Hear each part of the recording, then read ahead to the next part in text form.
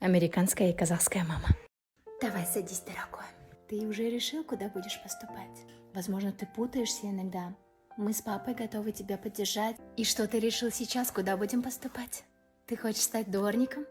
Нет, мы очень рады с отцом, правда, Том? Ұбытыңа дайындалып жүрсің ба? Не дай бог ана тесттен өте алмай қалсаң, үйге кіргізбейміз. Қайда түсесің ал? Сен казгуға түсе аламын деп ойлап тұрсың ба? Хотя бы проходной алып берші, ары қарай өйтіп бүйтіп шешіп аламыз.